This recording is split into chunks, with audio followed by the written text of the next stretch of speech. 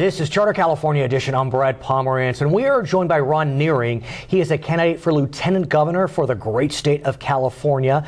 He's spent 4 years as the chairman of the California Republican Party, and I am so glad you're here.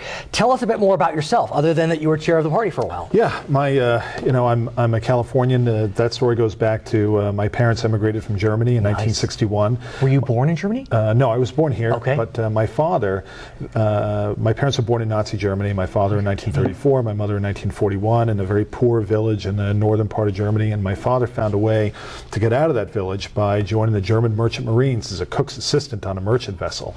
And the most valuable possession I have is his logbook, showing all the places around the world that he visited, places like Panama, Colombia, Haiti, but also places like New Orleans, Baltimore, New York, and Boston, etc. And after he was finished with the Merchant Marines, went back to Germany. He was 26, met my mother, who was 19. So where was he during the war? Was he too young? He was a child. No, he was too young. He was a child. Too young. Yes. And so they got married. And West Germany? Yeah, West Germany. And so they got married, and my father said, you know, of all the places I've seen around the world, I want us to raise our new family in freedom in the United States. So in 1961, they got on a German merchant, a German passenger vessel in Hamburg, Germany, sailed across the Atlantic, landed in New York, spoke no English. None. My parents learned English by watching cartoons on television. Of course. Their first job was stocking cans in a German food store. Right. They started the process to become citizens. They became citizens in '67. They bought their first home. I was born in 1970. And there are two things I learned from my father. One is, he always took me with him to vote, but he always wore a tie. Because he felt to vote. How interesting. Because he felt that there's a certain sanctity to that right to vote, right, and it should be respected and honored. And the second thing I learned is that he would never tell me who he voted for. Because growing up in Nazi Germany, they had elections too, and if you voted for the wrong person, you told the wrong person, the Gestapo came in the middle of the night, no one ever heard from you again. But I knew who he voted for, because he would tell me that he would watch these presidential debates in the 60s and 70s. You have the Republican candidate, the Democratic candidate, and to him, the Democratic candidate sounded like the ideas he was trying to get away from back in Europe, and the Republican candidate sounded just like the ideas that brought him to this country in the first place. And so that's why he became a Republican, and that's why I'm a Republican. And how did you wind up in San Diego? Is that where you were raised? Yeah. No, I was born and raised in New York. Oh, you were? Okay. Went to Washington for a few years, and then I took a job in San Diego in 1996 when the Republican National Convention was held in San Diego, which was a great national convention. Yes. The election didn't work out too well for us, but the convention was great. I must digress. About a year later, I was in Vegas, and I was on an elevator, and all of a sudden, Bob Dole walks in. Oh. And I just looked, I thought, Bob Dole, what are you doing here? Right, and I kind of put my hand out and shook his hand. It was almost surreal. Yeah, good man. Yeah, good very. Man. I actually heard him on the radio recently. I mean, he's doing great work, I'm sure. Yeah. So that brought me to San Diego, and then I moved here permanently in 2000, and then I became the Republican Party chairman in San Diego from 2001 to 2007. We did a very good job. We turned around the Republican Party in San Diego, culminating in our win in the San Diego mayor's race just a few weeks ago. Which, I have to say, is huge. It is. And I'm a nonpartisan. Yep. That is a victory that we can write about. Yep. It's the biggest city in America now with a Republican mayor. What happened there? How did that go so well? Well, you had Bob Filner was the Democrat mayor, had just been elected, but he got in that didn't go so well for doing bad things. And so we had a special election. The Republican Party united behind Kevin Faulconer. The Democrats had their union-backed candidate. Well, but they also had Nathan Fletcher, which complicated matters. They did, and then in the runoff, you had a different Democrat versus Kevin. And Kevin ran a great issue-based campaign, and a campaign that was open to everybody and that appealed to everybody. So let's then talk about your race, because we see a model. There's a model for Republicans to win. I mean, San Diego County, or San Diego City's, I guess, a little more conservative than other parts, LA, whatever it may be, San Francisco, but something worked there. Yep. But you look at the Republican Party in California, it faces challenges. Registration is down. Mr. Obama, has won by very significant margins. And I said this to you before we got on camera, part of the challenge for the Republican Party isn't so much the California Republican Party, it's the national party. Well, we have to connect with voters based on issues, right? We can't win a majority in California based on partisanship because there are more Democrats than Republicans. Right. So it means that Republicans have to make sure that we have good answers on the big challenges that we're facing today. And I think that means we have to prioritize issues that relate to jobs and education more than anything else. Let's talk about jobs, because I think one of the biggest issues today is whether or not California is attracting or repelling business. Well, right now we're repelling a lot of jobs, and Toyota is the most recent example of that. As you know, 2 weeks ago, Toyota announced they were moving their U.S. headquarters from Torrance to Plano, Texas, of all places. And I want to talk about the Toyota example, because there's no doubt that that was a real blow. I mean, 3,000 jobs.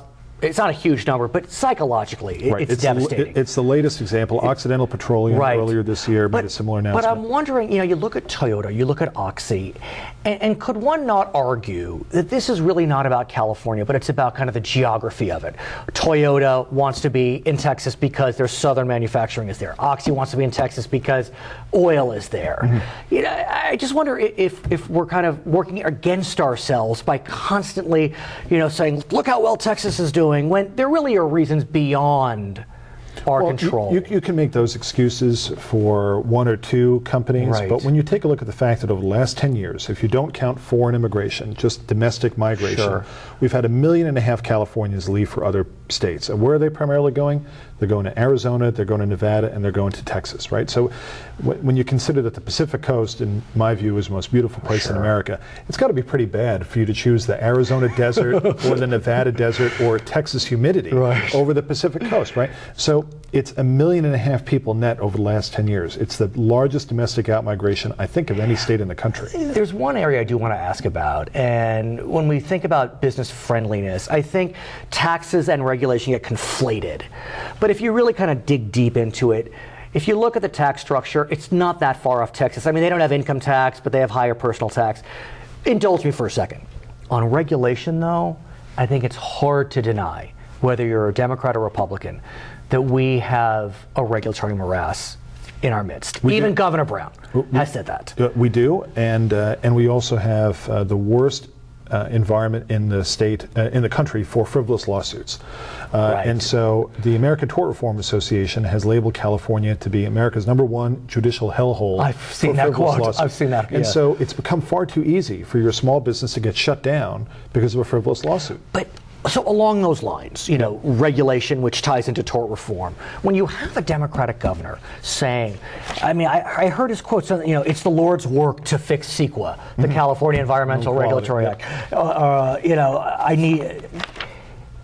It's like, Nixon going to China. If Governor Brown, a Democrat's willing to reform regulation, what are we waiting for? Well, what we have is Governor Brown is only one part of a ruling party in Sacramento. That's all one party, right? And so he may occasionally talk about that, but the other members of his party are not talking about that because they're captives of the trial lawyers that profit from a lot of these frivolous lawsuits that take place here and various other interests that have managed to put these regulations in place. And very often it's business who wants these regulations because it keeps other businesses out of the market. That's interesting. So big business loves big government. Right? So our party needs to be the party of free markets and competition, not one business using the power of government to keep other businesses from competing. What often happens with CEQA is that you have businesses using CEQA as a weapon to prevent other businesses from developing in their neighborhood. That's exactly right.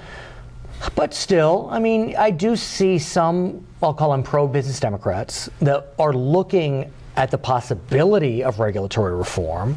You have a governor that talks the talk, it appears. Are we getting to a point where we're at consensus, or it's just... No, we're not. So what do we do then? Because the legislature has the Democrats who run the legislature have no interest in terms of moving forward with any type of bold regulatory reform. So what do we do?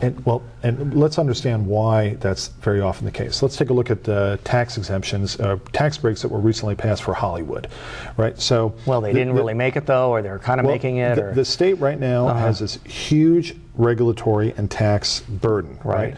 And then these various businesses engage in a competition to hire the best lobbyists and spend as much money in Sacramento as possible in order to do what? To make it fair for everybody? No, but to get a carve out for their particular You're going to have to come back industry. and tell us more about it. Okay. His name is Ron Nehring, candidate for Lieutenant Governor. I'm Brad Pomerance. It's Charter California Edition.